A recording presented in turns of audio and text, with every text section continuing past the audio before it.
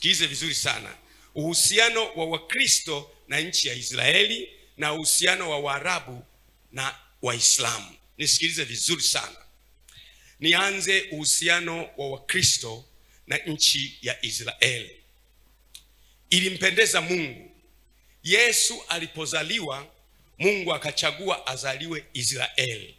Kwa hiyo Yesu kwa namna ya mwili ni Myahudi kabisa. Tungesema yeye ni Mnyakyusa au ni Mdendeule au ni Mngoni au ni Msukuma au ni Mchaga.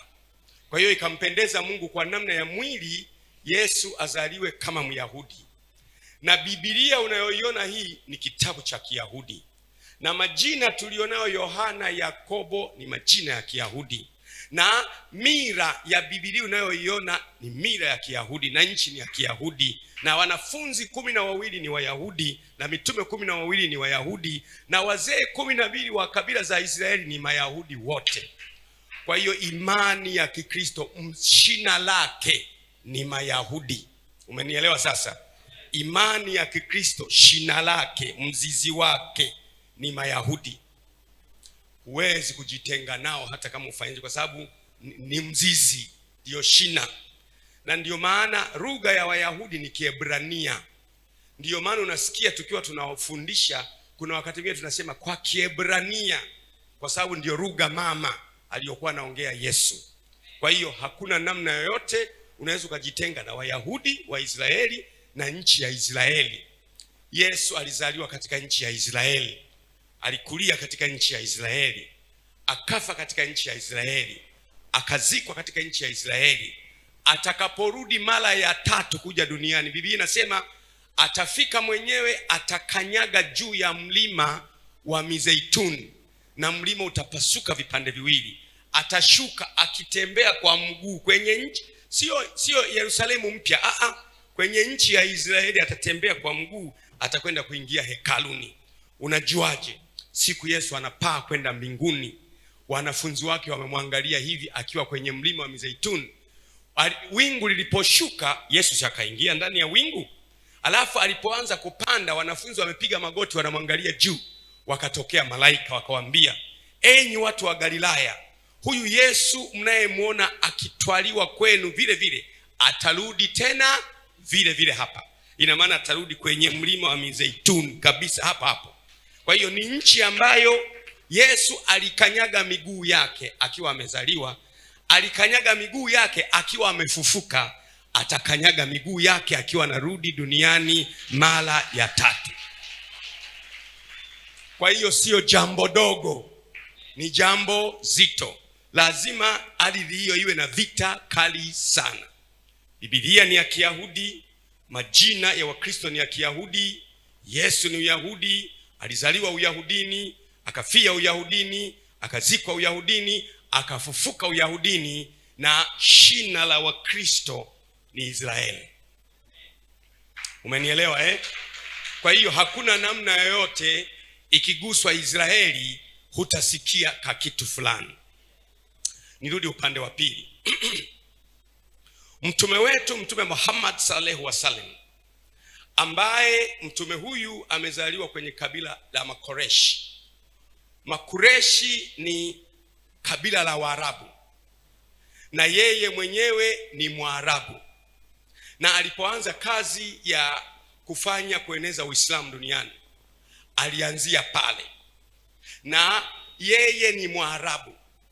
Na Qur'an ni kitabu ambacho msingi wake ni Uarabu. Na ndio maana leo unaona Qur'an yetu tunasoma kwa Kiarabu. Na majina yanayoitwa ya Kiislamu ni ya nini? Ni ya Kiarabu. Kama ambavyo unaona majina ya Kikristo ni ya nini? Ni ya Kiyahudi. Na Mtume Muhammad sallallahu alaihi wasallam na yeye mwenyewe alikuwa Mwarabu. Na yeye mwenyewe aliishi hapa hapo kwenye ile miaka ambayo Uislamu unaingia.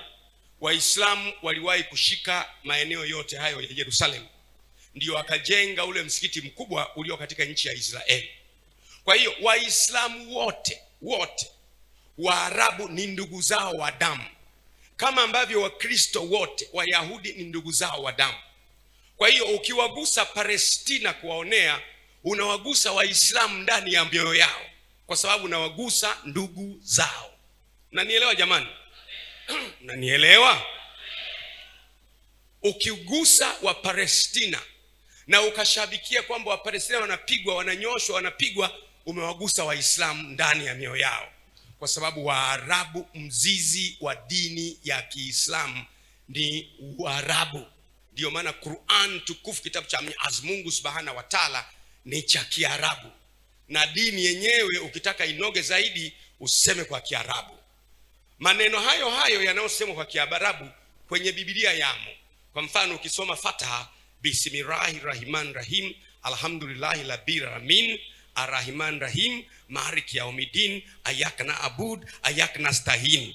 Haya maneno kwenye Biblia yamo.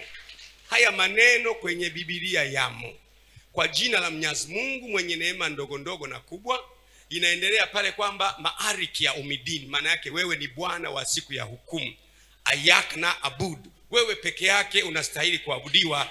Iyyaka nasta'in, wewe peke yake unastahili sifa. Haya maneno ni mazuri kwa sababu yamo kwenye Biblia.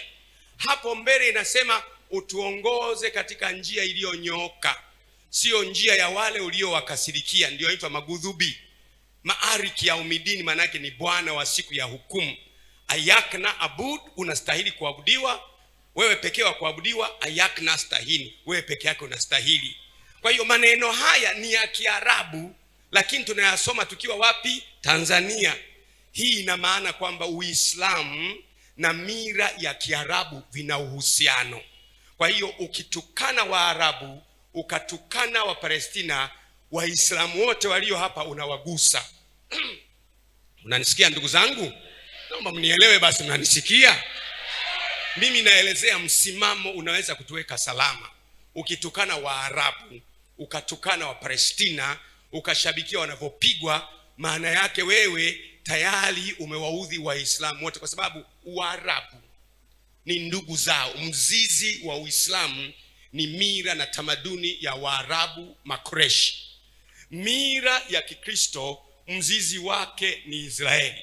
Sasa wenye mzizi ndio wanapigana, yaani kishina cha Ukristo na kishina cha Uislamu vinapigana. Sisi tunyamaze kimya. Nisikilize vizuri. Sisi kama taifa haitakiwi Wakristo wa Tanzania tusimame tuanze kusema oh Israeli, Israeli, Israeli. Tukisema hivyo tunawagusa Waislamu, kwa sababu wanaopigwa ni ndugu zao. Waislamu nao hawatakiwi wasimame waseme hey, Palestina. Wakisema hivyo maana yake Wakristo, kwa sababu mzizi wao wa Uisraeli unapigwa, na wenyewe watanyanyuka. Waislamu mzizi wao wa Uarabu unapigwa, na wenyewe wataamka. Kwa hiyo vita itaanza kwenye kila taifa. Taifa lolote lenye akili na kiongozi yote mwenye akili anatakiwa washauri watu wake. Siasa ya Mashariki ya Kati, pamoja na kwamba inatugusa, tuwaachie wenyewe. Si tuendelee kutafuta maji, tuendelee kufanya kilimo, tuendelee kujenga nyumba, tuendelee kuleta umeme, tuendelee kuwasomesha watu, tutulie na siasa yetu.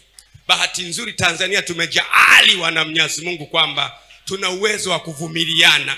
Mimi kuniona niko kwenye maulidi ni jambo la kawaida. Wiki iliyopita nilikuwa kwenye maulidi, ni jambo la kawaida. Kwa hiyo ili nchi yetu iwe na utulivu, asipatikane mtu hata mmoja wa kushabikia hey, Israeli, Israeli, Israeli. Asipatikane mtu mmoja wa kushabikia oh Palestina, ingawa tunaguswa. Kama yanakugusa basi piga magoti umwombe Mungu.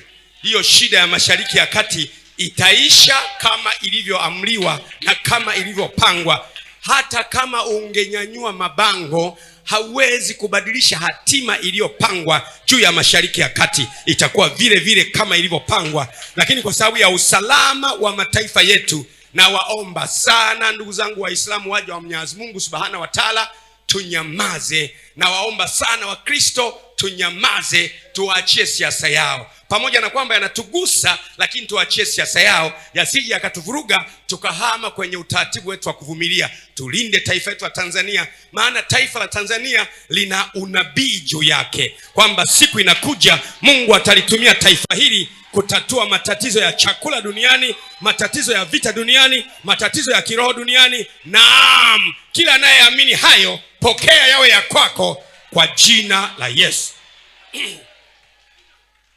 Umenielewa? Hiyo nimetoa dawa ya taifa. Atakayeivuka hiyo dawa anapata matatizo, utayapata ya kukutosha. Narudia tena, nimetoa dawa ya tatizo la kitaifa. Utakayevuka pale utapata matatizo kapu la kukutosha.